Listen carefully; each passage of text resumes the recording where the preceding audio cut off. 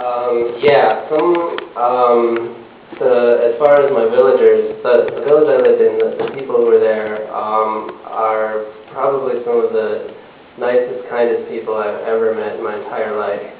And the friendships, it was so hard to leave. The friendships I made there in a little over 2 years in my village, it was so hard to leave them not knowing. I hope to get back someday to visit them, but I don't know. I mean, it'll be a while.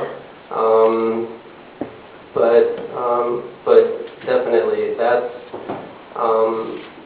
in order to be an effective Peace Corps volunteer, you pretty much have to have a good relationship with the people you're working with and the people you're living with, the host country nationals. If you don't, you know, nobody's going to listen to you. Nobody's going to want to hear what you have to say about anything. So it's been 40 years, and I still occasionally get a phone call from one of the neighbors in the village where we live. It's been very surprising to me how much that has persisted.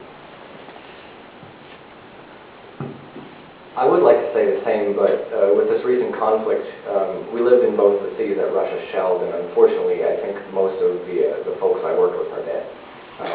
It hurts to say that, but it's the reality, and so I don't think I did make a difference.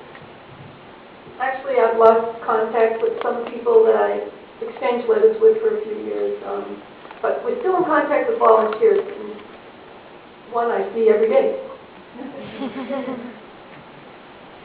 I hadn't realized that it's 10:29, which means that we need to quit. I could ask some questions, but I want to thank all of our panelists and thank you, audience, for some very good questions and many more interesting questions coming out.